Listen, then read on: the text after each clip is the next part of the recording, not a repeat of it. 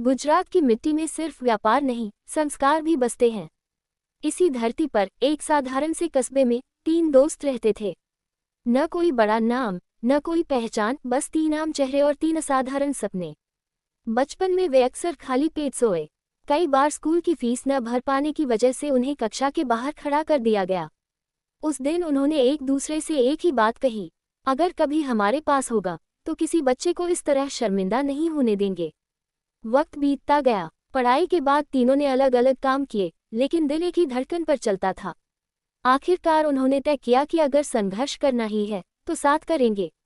उन्होंने एक छोटी सी दुकान से शुरुआत की। दुकान इतनी छोटी थी कि तीनों एक साथ खड़े हों तो सांस लेने की जगह न बचे, मगर हौसले इतने बड़े थे कि दुकान की दीवारें भी उन्हें रोक न सकीं। पहले साल घाटा हुआ, दूसरे साल कर्ज चढ़ गया, तीसरे साल परिवार ने ताने देने शुरू कर दिए, लेकिन तीनों ने हार नहीं मानी। वे कहते थे, अगर आज झुक गए तो जिंदगी भर झुकना पड़ेगा। उन्होंने तय किया कि चाहे कुछ भी हो, वे ईमानदारी नहीं छोड़ेंगे। यही फैसला उनकी तकदीर बन गया। ग्राहक धीरे धीरे बढ़ने लगे, लोग दूर दूर से आने लगे, क्योंकि उन्हें पता था कि यहाँ इंसानियत बिकती है, धोखा नहीं। कुछ ही सालों में वही छोटी दुकान एक बड़ा कारोबार बन गई। गुजरात के बड़े सेठों में उनका नाम लिया जाने लगा। जिन लोगों ने कभी उन्हें नज़रअंदाज किया था, आज वही लोग उनके पास बैठने को तरसते थे। लेकिन असली परीक्षा तब आई जब उनके पास सब कुछ था। अक्सर देखा गया है कि पैसा इंसान को बदल देता है, लेकिन इन तीनों ने पैसे को अपने जैसा बना लिया। उन्होंने हर महीने तय किया कि कमाई का एक हिस्सा समाज के लिए होगा। किसी को पढ़ाई, किसी को इलाज, किसी को रोजगार। उन्होंने किसी की फोटो नहीं खिंचवाई, किसी से धन्यवाद नहीं मांगा। वे मानते थे कि मदद वही है जिसमें अहंकार न हो। एक दिन गुजरात में ऐसा संकट आया जिसने सबको हिला दिया।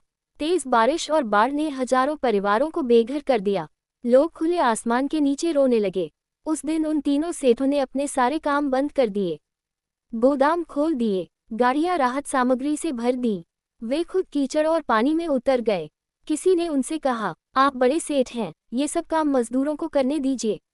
उन्होंने जवाब दिया, अगर आज हम नहीं उतरेंगे तो सेठ होने का कोई मतलब नहीं। कई दिनों तक वे घर नहीं गए। जब तक आखिरी जरूरतमंद को खाना और छत नहीं मिली, उन्होंने चैन की नींद नहीं ली। उस दिन गुजरात ने उन्हें सिर्फ सेठ नहीं माना, उन्हें अपना भाई माना। आज भी उनके बंगले से ज्यादा चर्चे उनके संस्कारों के होते हैं। आज भी वे कहते हैं, दौलत हाथ में होनी चाहिए, दिल में नहीं। ये कहानी हमें सिखाती है कि सच्ची सफलता वो नहीं जो बैंक बैलेंस बढ़ाए, सच्ची सफलता वो है जो किसी की जिंदगी बचाए। ये कहानी हमें सिखाती है कि सच्ची सफलता सिर्फ पैसा कमाने में नहीं, बल्कि इंसान बनने में होती है। जो लोग संघर्ष में भी ईमानदारी नहीं छोड़ते, वही आगे चलकर मिसाल बनते हैं। दौलत अगर दिल को छोटा कर दे तो वह बोझ है, और अगर दिल को बड़ा कर दे तो वही दौलत वरदान बन जाती है। मिलजुल कर किया गया प्रयास हर बड़ी मुश्किल को आसान बना देता है। और सबसे बड़ी सीख यह है कि जब हम सफल हो जाएं, तब पीछे मुड़कर उन हाथों को थामना न भूलें जो कभी हमारी तरह मजबूर थे।